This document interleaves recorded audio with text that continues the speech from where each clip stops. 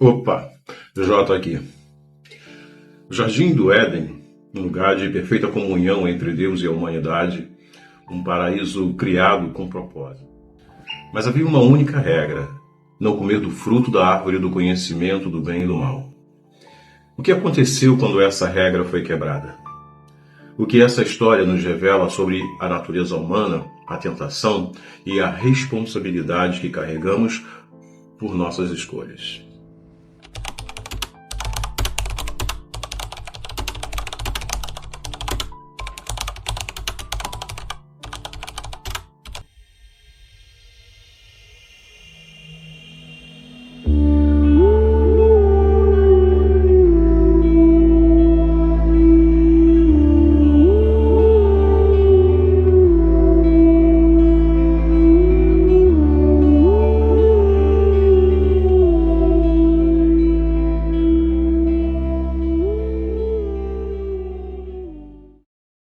Nos capítulos 2 e 3 de Gênesis, encontramos uma das histórias mais simbólicas da Bíblia: a criação do homem e da mulher, a vida no Jardim do Éden e a tentação e a queda. Essa história vai muito além de uma simples narrativa sobre desobediência.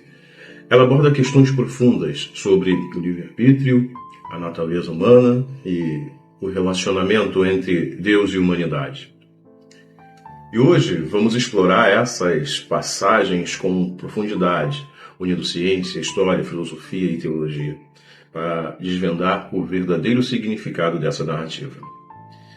Essa história ecoa em cada um de nós: a escolha entre obedecer ou desobedecer, o desejo pelo proibido e as consequências dessas escolhas.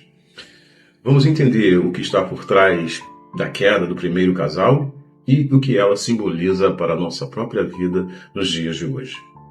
O Jardim do Éden, como descrito em Gênesis, é uma representação simbólica de um estado perfeito de comunhão entre Deus e a humanidade. Muitas culturas antigas possuem narrativas semelhantes, que descrevem uma era dourada ou um paraíso perdido.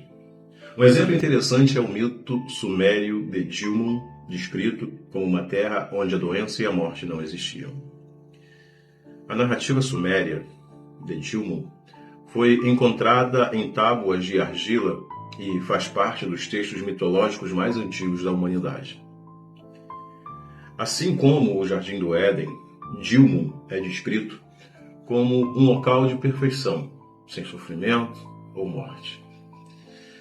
As histórias sumérias e babilônicas influenciaram diretamente as tradições hebraicas, embora Gênesis se destaque por enfatizar a liberdade humana e a responsabilidade moral. Entretanto, o relato bíblico é único ao colocar a liberdade e a responsabilidade humana no centro da narrativa. O homem e a mulher não eram apenas servos de Deus, eram parceiros na criação, com a tarefa de cuidar do Éden e viver em harmonia com a natureza. Essa responsabilidade nos fala muito sobre o valor da liberdade que nos foi dada e a profundidade do relacionamento entre Deus e a humanidade. Ao olhar para essa narrativa, podemos nos perguntar: como estamos utilizando nossa liberdade hoje? Estamos cuidando da criação ao nosso redor? Ou estamos ignorando a responsabilidade que nos foi confiada? A história da criação em Gênesis nos apresenta Deus como Criador soberano e a humanidade como feita à sua imagem. Isso traz consigo uma implicação poderosa, que são a dignidade humana e a nossa responsabilidade de agir como cuidadores do mundo. Para o filósofo e teólogo Francis Schaeffer, ser feito à imagem de Deus significa que somos co-criadores com Ele, chamados a refletir sua ordem e propósito em nossas vidas e no mundo. Schaeffer destaca que ser criado à imagem de Deus não é apenas um conceito abstrato, mas algo que se reflete em nossa moralidade, em nossas escolhas e em nossa responsabilidade como seres racionais e criativos. Isso nos dá uma dignidade especial, mas também uma grande responsabilidade. Esse conceito filosófico ressoa profundamente em nosso dia a dia. A forma como vivemos e como tratamos o mundo ao nosso redor é um reflexo daquilo que acreditamos ser nosso propósito como criaturas de Deus. Nossas escolhas morais e nossas ações no mundo têm consequências. E isso nos remete diretamente ao livre-arbítrio. No capítulo 3 de Gênesis, a serpente aparece como um agente da tentação, questionando a autoridade de Deus e instigando Eva a desobedecer. A serpente sugere que comer do fruto proibido não resultaria em morte, mas traria conhecimento, elevando o ser humano à condição de ser como Deus. Então, a serpente disse à mulher: certamente não morrereis. Aqui, a tentação não é simplesmente o desejo por algo proibido, mas o desejo de ultrapassar os limites humanos e tomar para si um poder que pertence apenas a Deus. É o desejo de ser como Deus, de possuir o conhecimento do bem e do mal.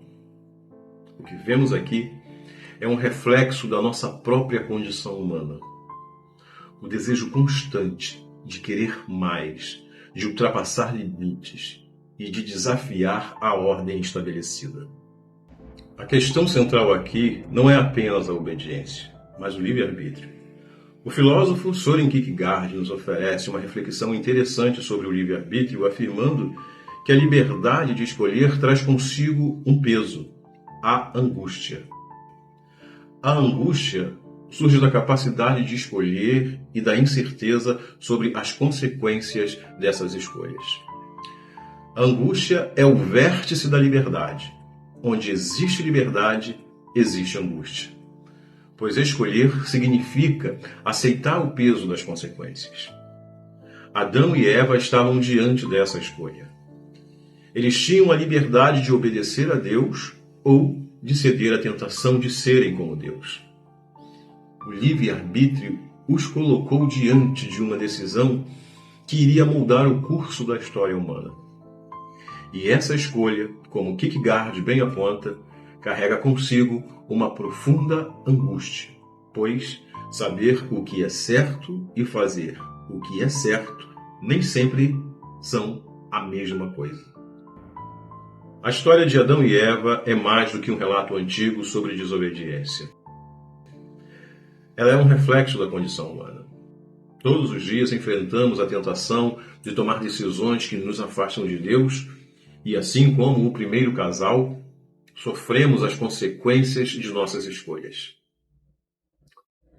Mas, assim como houve uma queda, também há sempre a oportunidade de redenção. Deus nos deu o livre-arbítrio não para nos condenar, mas para que possamos escolher o caminho de volta a Ele. A liberdade de escolher o bem é o maior dom que recebemos. E assim como Adão e Eva tiveram uma escolha, também somos chamados a escolher o que nos aproxima de Deus e de sua vontade. A questão que fica é: como estamos usando esse livre-arbítrio hoje? Estamos tomando decisões que nos levam para mais perto de Deus ou estamos cedendo às tentações que nos afastam dele?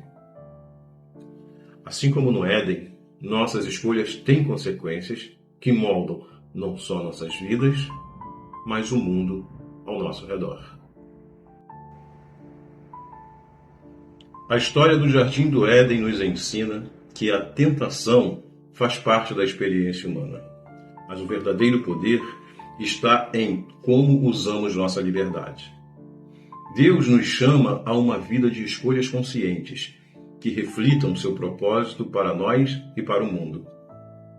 E se você gostou dessa reflexão e quer continuar essa jornada de estudos bíblicos comigo, inscreva-se no canal, ative o sininho para não perder os próximos episódios e compartilhe este vídeo com alguém que também está buscando entender melhor o livre-arbítrio e a nossa relação com Deus. No próximo vídeo, vamos explorar a história de Caim e Abel, o primeiro conflito entre irmãos e o que isso nos ensina sobre a verdadeira adoração e as consequências da inveja. Até lá!